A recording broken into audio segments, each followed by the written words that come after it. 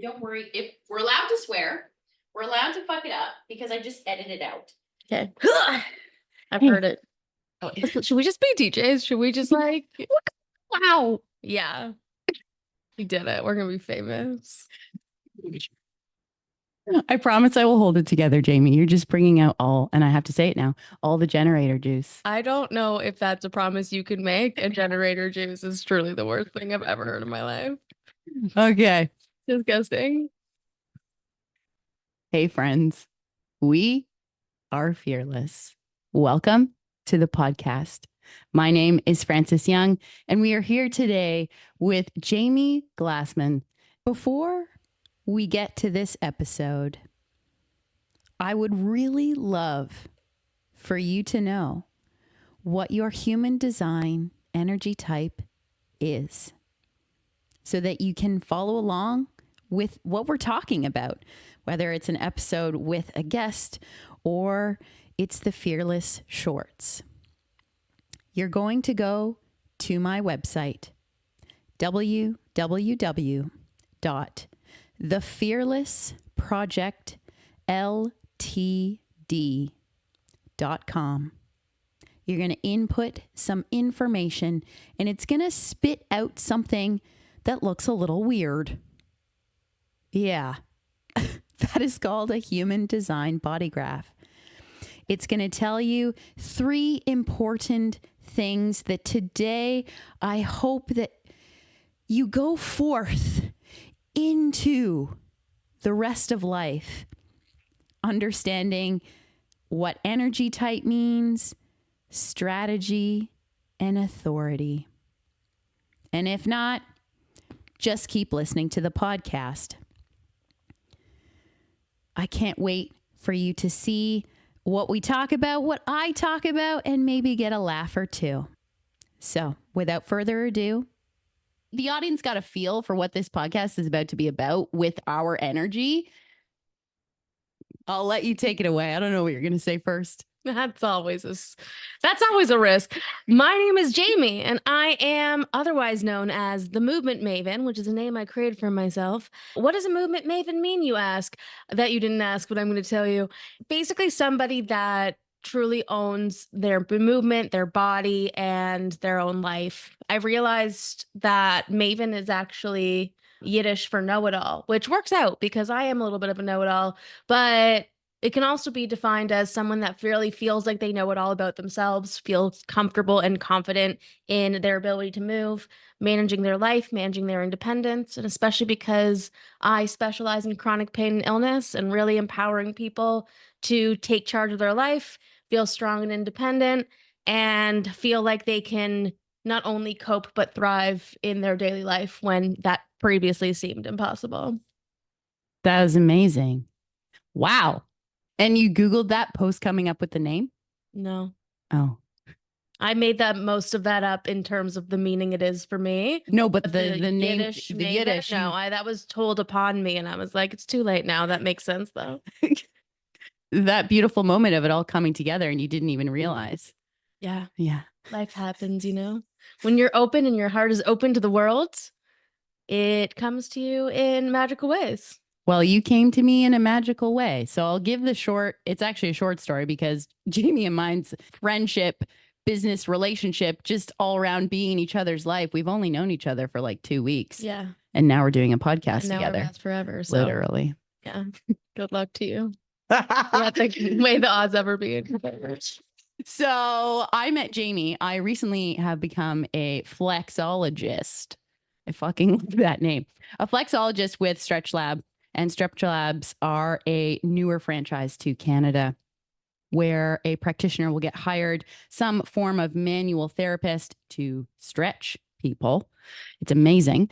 Jaime came and did a workshop for myself, the other employees of my current location in Toronto in the West End. We were analyzing bodies. Both of us do that for a living, essentially. We were listening to each other talk. And as I'm hearing Jaime give her first little spiel about herself, what she's into, what she does, like, holy shit, I can picture myself nodding and vibing energetically with what she's saying. By the time that we were like done the whole 3 hours of training, we exchanged contact information and then the rest is history. Yeah, it was fun. We were talking about running and different types of common injuries and mechanics and assessments for running. As soon as I was done answering my question and answer portion, I was just distracting for the rest of the time. It was It's a perfect. fun time. It was. It was great. Jamie and I realized, oh my God, we are fast friends. And here we are on this podcast. Jamie is a kinesiologist. Tell us a little bit else about what have you done to be where you are now? Let's do that before we go anywhere else. We are going to be here for a while. So I grew up doing karate my whole life for the first 12 years of my life. Got my second degree black belt when I was 17. I just have to volunteer that information so people can truly fear me. I taught for 3 years when I was there, and I loved it so much that no matter how I was feeling, no matter what kind of day I'd have, no matter what was going on, even in the dojo, I was just always just really excited to be there. And I just loved teaching, and I loved being able to connect and engage people and help people not only do something good for themselves, but it really helped me do something good for myself too. I used to love working with parents, and even grandparents would take classes with their kids. That presents its own challenges of making sure that it's engaging for everybody and they're getting some value out of it, other than just obviously the obvious connection of being able to do something cool with your family. I really loved working with people with developmental disabilities or even physical disabilities. My main goal would always be to make the class as engaging and challenging for everybody without singling anyone out, making everyone feel like they're in a part of a community, making everyone feel like they're welcome and engaged. That's something that I was doing when I was like 16, 17 years old. I had no idea what I was going to do. And I was like, maybe I'll just become a dental hygienist because my dad's a dentist. Why not? Seems easier. I can wear running shoes and talk at people with shit in their mouths. Like that just seems a lot easier. But Can make people shut up at whim. exactly. It's just Yeah. like- and I was recommended to do kinesiology. I was like, what's that? I didn't know. And I took my undergrad at Guelph for 4 years. And then I still didn't know what I was going to do with it. But I realized that everyone around me was in athletics. Everyone wanted to work with a sports team. Everybody wanted to work with athletes and high performers and high earners.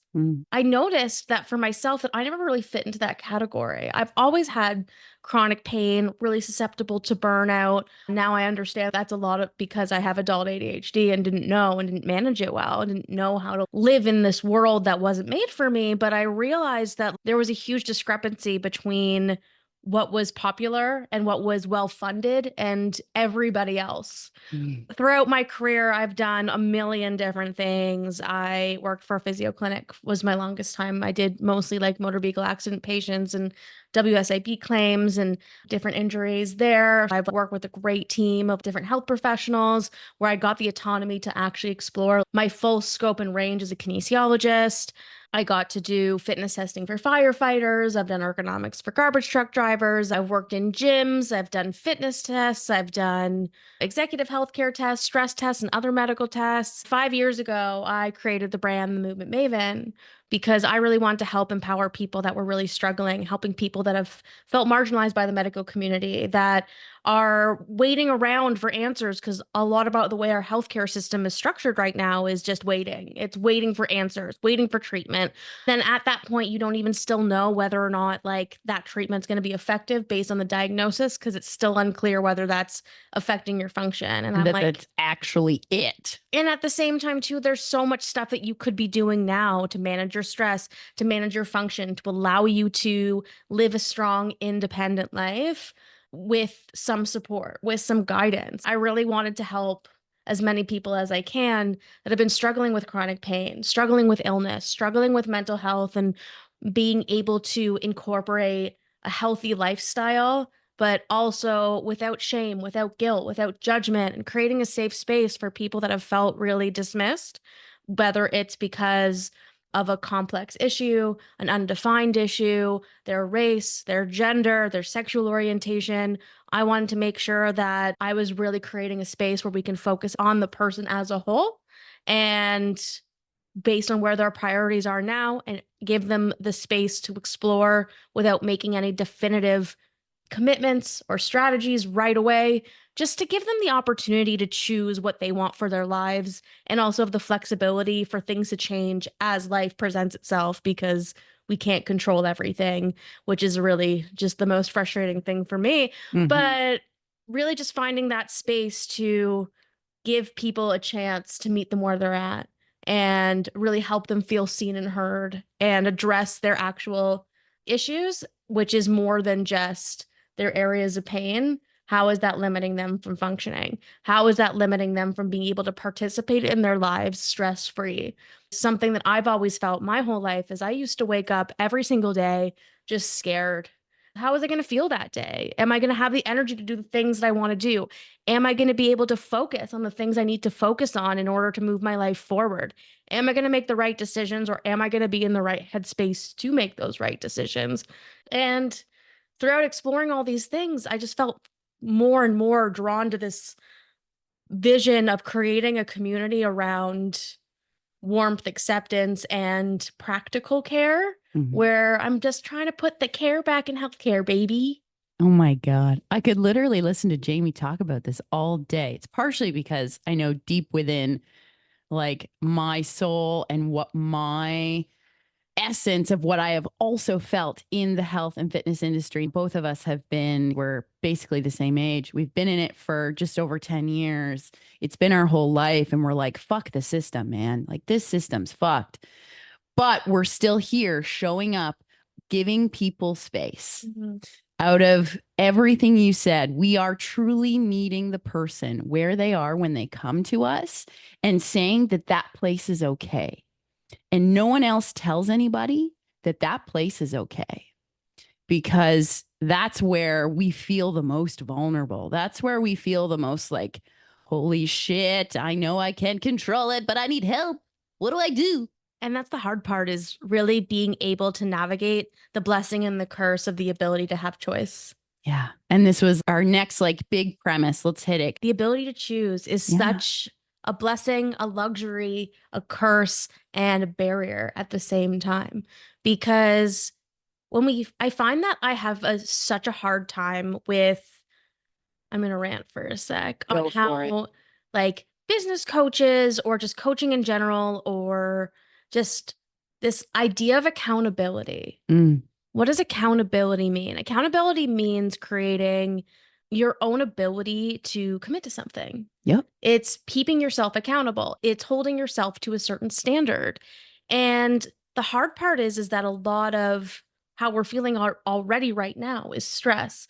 We already feel this pressure. Our baseline is stress. Our baseline is stress, and What? everything feels like this weight of pressure. I don't know if anyone out there can relate to this, but it just feels like more pressure. And something that I've always struggled with as well is this accountability to your family, accountability to your business coaches that you're paying, your clients, your healthcare professionals, yourself. Like, it feels like almost it's closing in sometimes. I really noticed that when I was starting my own business, getting advice from people, paying for advice from people, just trying to understand what it is that I needed to do, and almost waiting and asking for permission before I could act. But then As also, opposed to just fucking going for it and figuring it out as you go along. then also doing that and feeling this like shame and fear around making the wrong choice, worrying about the liability, worrying about all of these things. It's so hard to know how to make a choice when you don't know what your options are. So being able to take a second and take stock of, what is the blueprint? What am I trying to work towards? And what's the objective here? Really setting those expectations with people at the beginning. I start all of my assessments with, I don't want you to feel like what I say is law. I want you to challenge me. I want you to feel comfortable like pushing back on me, because all I can do is provide ideas, but you know your body the best and how it feels right now. And I can help connect those dots to start to see and open up your perspective to see where there's room for change, where there's room for commitment, where there's room for choice. That's a breath of fresh air. I've never had a practitioner ever say that to me before. Yeah. If I were to like in this moment, like Jaime is this kinesiologist looking at how my body is moving, or I'm coming to her with pain. And I've been to many practitioners over the course of my lifetime. I've actually never had a kinesiology assessment, but of a practitioner saying, it's okay, you're not broken, but I also want you to work with me, as opposed to me being the God Almighty of I'm going to fix you complex. Let's talk about that idea of you're not broken. It's really about the idea that whether or not there is something broken does not affect your value, and really about building in ways to heal is about identifying not only that there is a lot more fragility and fear around movement when we feel like we're broken, Yeah. emotionally or physically, or both, that being able to be realistic about where you're at, being able to find answers is helpful, but also being able to build in strategies to build up your resilience and tolerance and determination to be able to tolerate a higher level of stress in life, but also to learn to recover is super duper important. That's why my brain goes off when someone's like, I'm broken, I'm this, I'm an absolute statement. Yeah. Because it really depends. If you feel like you're broken, I don't want to take that away from you, but I want to at least give you some options to figure out what that means for you and to take off some of that stress from you and actually figure out, going back to, what does accountability mean? Accountability is taking your own accountability. It's taking action on yourself and committing to who you are and what you are. I've often felt this immense pressure that once I make a declaration, once I put myself out there to be accountable to someone else, I feel this insane pressure where I'm like, okay, like I said I did this, I want to do this thing. I've chosen to make this commitment. Now I feel this pressure and it feels overwhelming. Yeah. So my main goal in general is just to give people direction, to give people that opportunity to see this is how we're going to build direction in your life. And ultimately, it always comes down to support. How can I best support you now? This is how I plan to support you in the future. We're setting expectations. We're making it about them. It's the second that you feel accountable to me, you feel bad for having to switch your appointment. You feel bad about not doing your exercise. I was going to go there and I knew you were going to hit it next. For those that don't know what kinesiology is the study of human movement. As a kinesiologist, especially in Ontario, we're regulated, which means that we're considered health professionals. And which is excellent because we can work with so many different complex cases, whether it's heart disease, stroke, movement disorders. I do a lot of ergonomics and functional capacity evaluations and stuff like that. And what I try to focus on is, it is not your job to prove to me that you're committed by doing all of your exercises exactly as I said it. These are all ideas. And the first day of our assessment or our first session where I'm giving you a lot of information, I can't possibly expect for you to make that commitment to do that every day perfectly, because that's also not the point. The point is integrating better strategies that help us with recovery, that help us with building strength at the same time. That can feel really confusing because it feels counterintuitive. How am I supposed to do both when I've never really been successful at either? Really just giving people a chance to feel okay with failing, feeling okay with building up to a point that they can start to move, start to see. I set those expectations early. I tell people about what setbacks mean. I tell people about the opportunity and the options of like feeling pain, what that could mean, how pain doesn't equal harm. No, when people talk about pain, they have this concept of, if this hurts, I need to stop, or, I am a broken again, is that they have to start from ground zero, regardless if they are getting treated for an injury. If they are in the gym and they feel pain, oh my God, I need to stop. Whoa, what? And pain is telling us to look somewhere, but it doesn't mean that you are broken. Something is immediately wrong. It's an indicator. And being comfortable with it. Is that, like, especially with chronic pain, a lot of the fear around chronic pain is when you start to feel pain, that something's wrong, that you should stop. And sometimes that's true.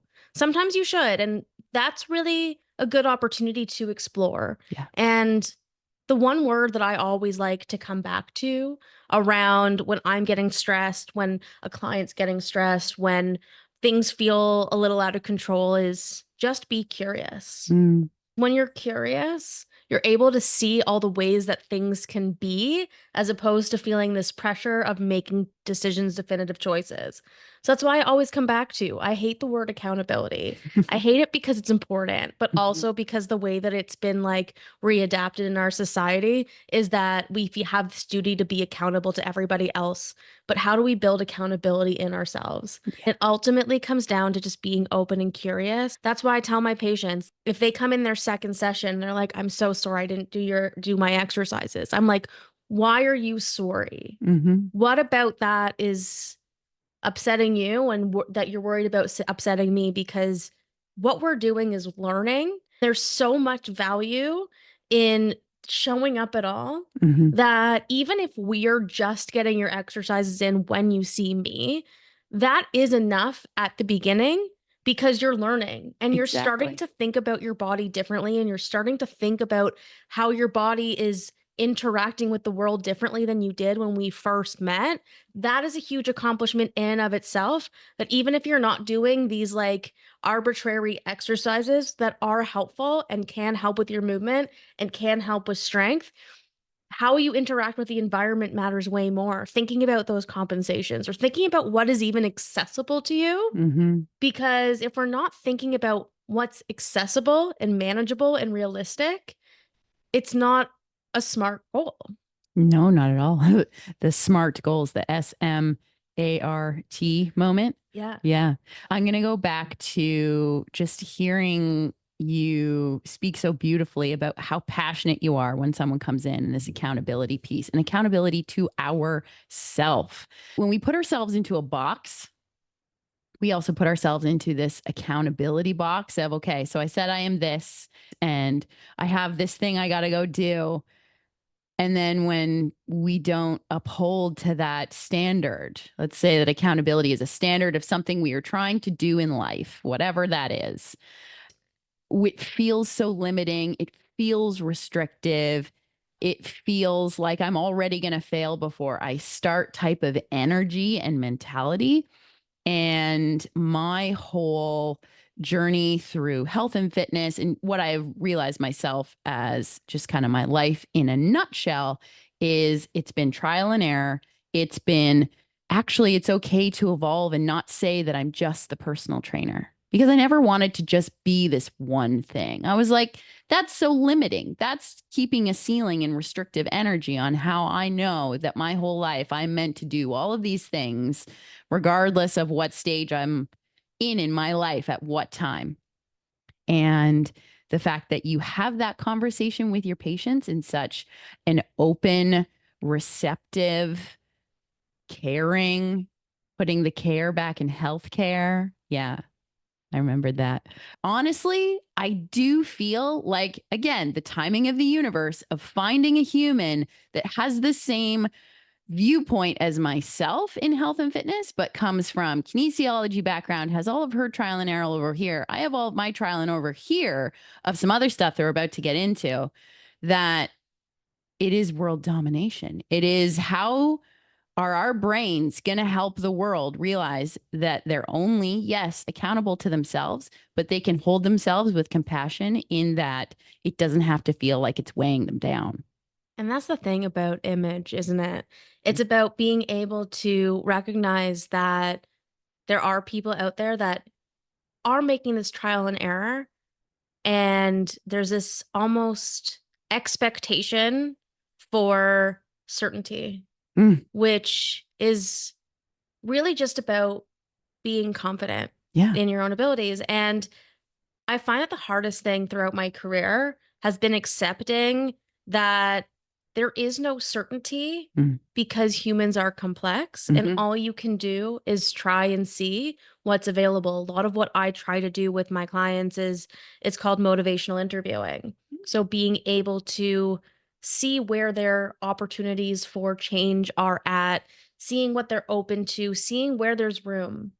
And helping them see for themselves and make decisions for themselves Mm. in a guided way that allows them to see where they're at, and it allows them to make more choices instead of me deciding what their goals are based on the environment I'm in. Mhm. Whether you're in fitness and you're like, okay, you're here for a fitness goal, so therefore like we're going to focus on squats and lunges and like building up our capacity that way. How about we just focus on consistency? What does consistency mean to you? What does exercise mean to you? Okay, a lot of what I work on is helping people who want to get into a sport. Their goal is to be able to play with their grandkids, which has a lot of different physical demands, and being able to break that down biomechanically. And also, what are your barriers emotionally? Talking about fear, talking about anxiety, talking about all of those mental blocks that limit us from being able to see ourselves and see our future realistically,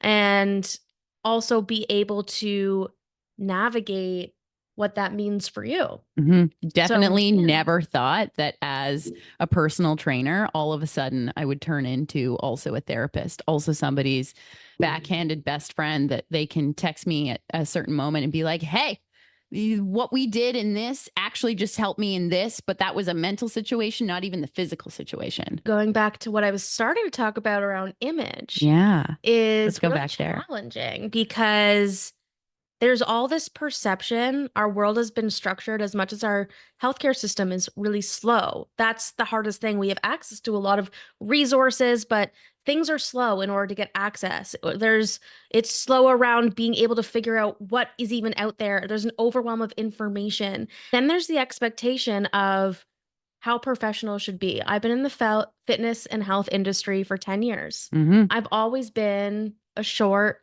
overweight, bubbly woman, which is apparently different than the general tone of what's out there. And I've gotten a lot of flack, is the word I want to use, Mhm. for just existing in this space. And in the past, I've been defensive, maybe even in the present. I've been really insecure about my own space because when you hear it so many times that you don't deserve to be in a space because of X, Y, and Z, or until X, Y, and Z, it can feel almost impossible to show up as yourself. And the more that I met people and experienced what I can do, it really opened up my eyes to that trial and error, to that curiosity, to that ability to see that I actually have a very important role here. Mhm. And me showing up as myself, as my raw self, or however I am in that moment, in that day, gives a lot of people permission to also show up as themselves. And there is so much out there, that so many people out there that are craving that authenticity, that are Mhm. craving that transparency, Mm. craving someone to really guide them into that it's okay to set expectations, to set boundaries, and understanding what that safety means around feeling that acceptance, feeling that non-judgment. It's an opportunity for me to show up as myself, being raw and vulnerable about what I'm struggling with, what my goals are, that I'm not perfect at any of these particular things. I've struggled with chronic pain my whole life, with migraines, low back pain, you name it. But I've always been strong and functional. And the second that I start to feel that fear, I realize, okay, I need support too. Mhm. But also, I have it within me to manage those strategies, and really figuring out how to intercept that I feel like I should either be able to do it all by myself, or I need someone else to do it for me, and really understanding what support is and how it can be fluid. Mhm. I try my best to provide that space for people so that they can feel like no matter where they're at, they don't have to have weight loss as a goal. They don't have to have their pain be fully resolved for them to feel healed. They don't have to be able to do certain strength training exercises, high performance activity for them to feel like they're living a healthy and active lifestyle. It There's so many more options, and it's actually a lot easier to figure out what you're gravitating towards Mhm. if you have that support. Mhm. And also, you're allowed to change your mind whenever you want. And that's the hard Exactly. part, is that I work a lot with neurodivergent folks, which I am as well. Mhm. It makes it a lot easier to focus on those hyperfixations, to pivot when we start to feel interested in something else, when something doesn't feel as fulfilling as it used to. Let's find something to give you a little bit more dopamine, that has a little bit more novelty, that feels more exciting right now. We're not bailing on our priorities and our Mhm. necessities in order to focus on this new exciting thing. Yeah. This rawness and authenticity. We got there. I feel like this is the perfect moment to also now intersect a little bit of how we are realizing that our knowledge is merging. In the time that I've known Jaime, I have introduced you to human design. I was, whole weeks. yeah, I know. I was the first person to introduce you to it, correct? Yes, Okay. correct. The ability to have rawness, authenticity show up. This is the base of what human design is. And it is an energetic system that just is, this is you. You can try on this if this feels right, if this feels authentic to you. And I'm hearing you listen about how you speak to your clients about choice and when something no longer lights them up, or allowing our life to ebb and flow. Our energy ebbs and flows every day. But the human design system says that essentially you would be dead if you, in air quotes, weren't living your energy correctly from the day that you're born. We are living our energy correctly since the moment of birth and we took our first breath. Does it feel like so far that from what I've told you about human design, that it feels like you, it feels like this raw, this I am Jaime showing up every day type of knowledge of what I've just initially explained to you, because it also is the biggest rabbit hole on the planet and will continue to expand as well. I know that you're just so elated by it. You're like, this shit's amazing. Who doesn't love to be validated and given permission to be yourself? I'm for anything that just gives people direction and more awareness. And it really just comes down to creating more opportunities for curiosity and self-awareness within yourself. Whether or not there is a strong and dedicated belief in this particular system is honestly irrelevant. Yeah. It's irrelevant because it really, I've always feared as a kid being called a poser. I don't know if anyone else was born in the 90s, but being a poser was like uncertain death. Being caught for not really committed to an ideology, to music, to a lifestyle, to things that you loved. It almost felt like there was this need and necessity to justify why and you love something and show that you're thing about committed. the fucking 90s. If you're not, then get the fuck out. You had to be the smoker. You had to be the drama class. You had to do this. Yeah. Limiting, accountability. No, that's why I would just like in university just go do karaoke by myself all the time, because I'm like, it's a little bit of everything, and I can just go and be and like thrive and make friends with strangers. And apparently that was not common or normal in my social circles. It's really just a matter of figuring out, okay, like it really helps with building direction. I think that that's what you and I both do really well, is just giving people different pathways for integration, for direction. And human design is overwhelming as fuck. There's all these numbers and colors and shapes and letters and things. If anybody happens to watch the recording, Jamie's graph is behind us.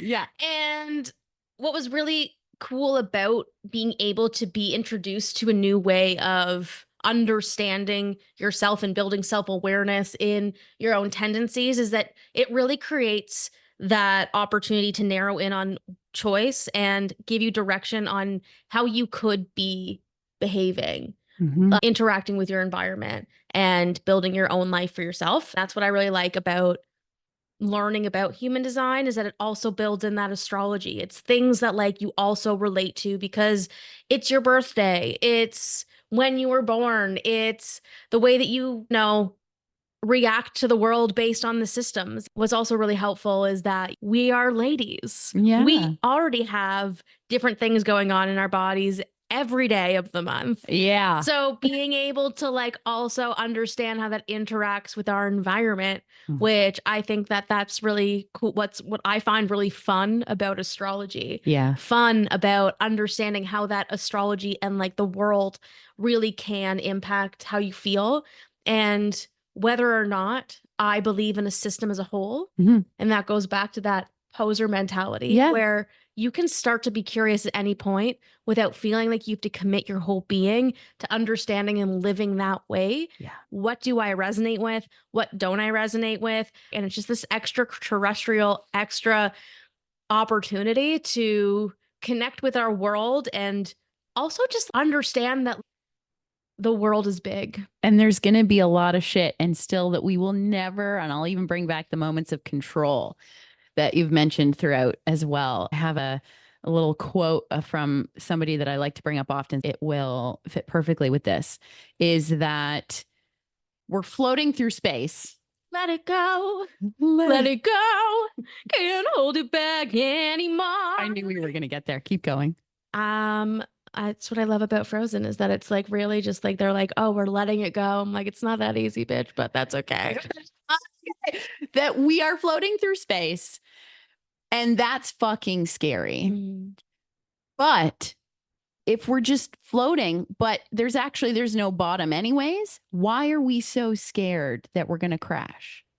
Uncertainty, fear All of uncertainty, fear of choice, choosing the wrong path and being scared of what the consequences are is way more scary. Sometimes that bottomlessness is actually the scariest thing for people. it I'm is. afraid of the sea and space because I'm like, I don't know what's in there. I've seen pictures of what's in the sea. It's way too scary. There's so much darkness. What do I do? This is where I have been flipping myself on my head since truly diving into human design and all of the fears that I have in my life. In that when we are the most scared, we are usually on the cusp of making the biggest and greatest change for where we're about to go. I am really sick of the whole, surrender, just let go and you'll be fine moments. But then there's an actual roadmap of how to do that in the moment, which is human design. Every single time that we somehow allow ourselves to just get up. My life and routine are both of ours because we're self-employed, yet have somewhat of employed life as well for me now, which is cool. We don't do the same thing every day. It doesn't really make sense to a lot of people, which is also fine. It has its place 9 to 5, and then we do our thing. But if we wake up every single day and just do whatever the fuck we love as being a generator, because that's all a generator literally has to worry about when I tell that somebody's a generator. We have no idea where it's going to go, how it's going to help somebody, even if it's us in this moment, even if it will create billions of dollars for us, like all of these things that we think we want and we need because we want this certainty. We want to grab on and say that we got life by the horns. But really, when you get thrown around off the mechanical bull, you get a good story. Either way, like a generator is basically generating energy. And that goes back to kinesiology because it's just the kinematics of energy. Yeah. How do we build energy? An object in motion stays in motion. An object at rest stays at rest, Yeah. Like that. It's just physics. It's just our way of navigating what does energy mean. And it's really cool to be able to not feel like you have to be a master and there's time and space to learn because there's so much stuff to know, but also having that opportunity to have something every day that just helps give us direction, that can just remind us of what our goals are, remind us of what we want our life to be, remind us ultimately of who we are. Because if we're always trying to reach for something else or always trying to reach for what's next, or we're never feeling like we're good enough to live how we are now or show up as we are now, it's almost a waste. You don't get to appreciate where you're at and the things that are truly beautiful about life. Even if it doesn't come as easily or feel as accessible, there's always opportunities to feel connected and supported. My body immediately relaxed when you said that. We are just here to help people find meaning and create purpose in their life, whether that's through helping them feel a little less pain or discomfort, or ultimately just singing karaoke and having a good fucking time, to ranting about astrology and just the cool shit about life. Did you think the other day when we met up that I was going to go on a cool other astrology tangent, even though I told you ahead of time that it was going to? No one I know had done that for you before either, right? I mean, I have no expectations. And if anyone's going to go on a tangent, it's usually me. So I had no expectations about what was going to happen. I was just like, we're going for coffee. What's cool about all of this is that it's that connection either way. It's meeting somebody that's that excited to share what they notice about you Mm. is very, very cool to me, because that's something that I resonate with so hard. And being able to not feel like there's those opportunities where you have to feel small, where you have to ask for permission, where you have to ask for and look for validation. It's just existing, and it's supportive, and it's mutual, and it's just an exchange of energy is really cool. So I really love that, because you're just like this really cool thing that I know, and I know really well, is how I can relate it to you directly and show us not only all these things about you based on what I know, but also how we interact together, how we're relatable. And how that actually shows up in the moment that is truth, that is you, when you are your raw, authentic, fucking kick-ass Jaime. It comes back down to self-awareness without judgment, without Yeah. feeling like you have to decide what is good and bad about you. It's just being aware of who you are and how you feel and what you want to know and where you want to go. I felt drawn to pull up on Human Design Graph on my phone, Jamie's, what it describes in her graph, to get nerdy for 2 seconds. And then I have a full wrap up of where we're going, because we're crushing this episode, just so you know. For nerdy for 2 seconds, like we haven't been nerdy this whole time. Who Yeah. are you kidding? Who are you lying to? No one. Yourself. So, in human design, there is something that is called life theme. This felt appropriate to bring up in this moment. I have read this to Jaime, and I also know mine quite well. But if we're being ourselves, somehow our life does give us the tools like kinesiology, like dance, like astrology, like whatever we just get fucking nerdy about. You and your fountain pens. I love it. They're my current hyperfixation. It just is like my little childhood heart being like, I want to draw next to you because you have the cool pens. Remember stickers and gel? I have so many of those like multicolored ones, the ones that have the ink that changes. Yeah, or they're sparkly. Anyways, getting off topic. So somehow it doesn't matter that, we get nerdy about kinesiology, but if we're bringing this flavor, this purpose, this meaning to our life, we will be successful and feel that we are successful. And human design describes this.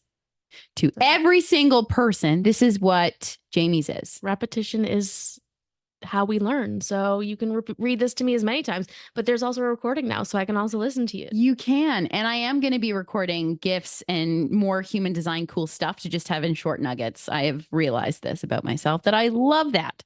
So Jamie's purpose or life theme is to be a living embodiment of love. You came here to be a living reminder that keeping our love of life is always possible. Your life path is one where you allow every life challenge to crack you open, where you use every situation as a tool for becoming a more open and loving version of yourself, rather than letting life to shut you down, harden you, or deplete you the way that it does most of the world. You have a deep love for life that you came here to awaken. Each time you open it up more, you awaken it in others, you come across too. You can really see how life is all a game, guiding us back to being our most open-hearted selves, raw and authentic. I'm just adding those words in there. And when you live it yourself first, Jaime being fucking awesome, Jaime, you will be a beacon.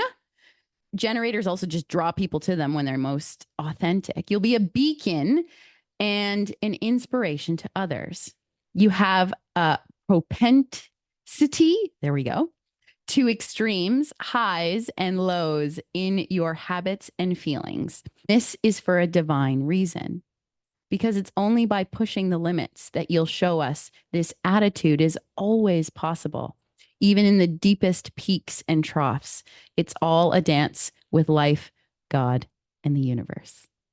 If that doesn't sum up basically our entire conversation about what you do for humans, how you show up and give them the choice to be where they need to be in the moment when they see you, I mean, I don't know. Mic drop.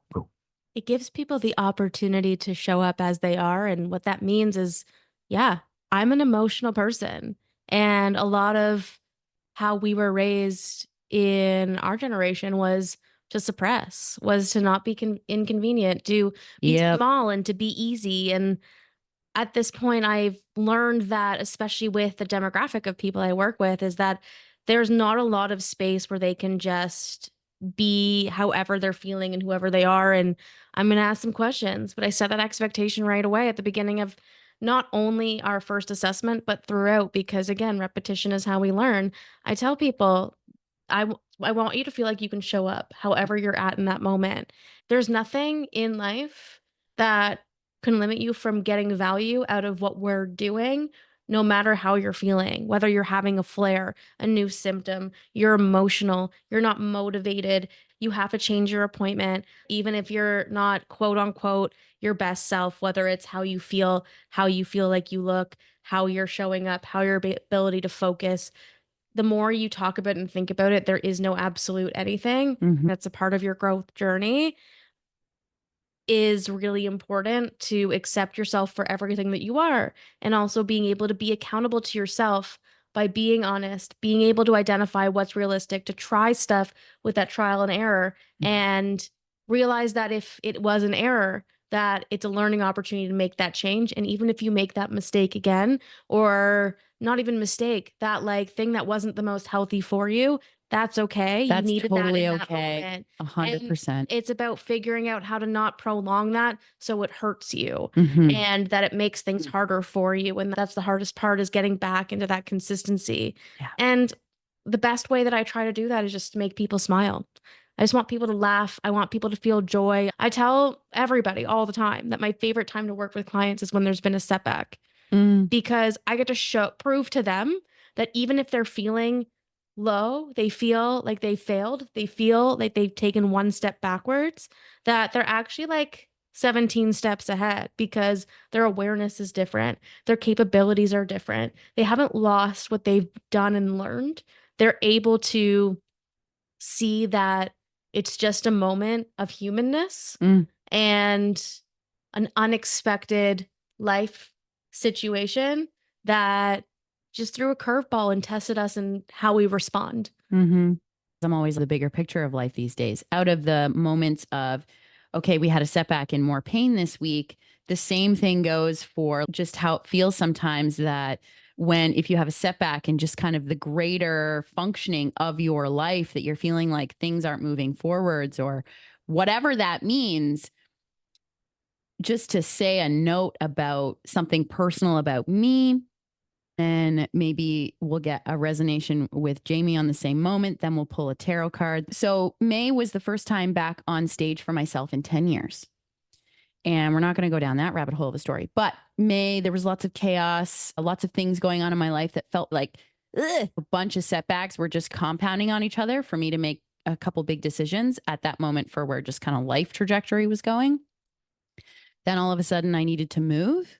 And in the past now we're going into 3 months, I have seen more progress in my life, even though I was basically having another life breakdown, meltdown moment at the beginning of June.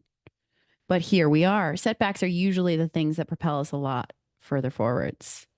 And I couldn't be more thankful to be in a beautiful home with a beautiful friend, just talking about the cool shit of life, not really knowing, again, like where our, floor is of the certainty of however our partnership, and just like, now we're two humans that know each other. So let's do cool stuff together kind of moments. Cause I never like, again, to put labels on things these days, is that thank God we're here. Is there anything about setbacks that you want to say, whether it's like global about life or that's like personal experience, or just riffing more on what you were kind of chatting about?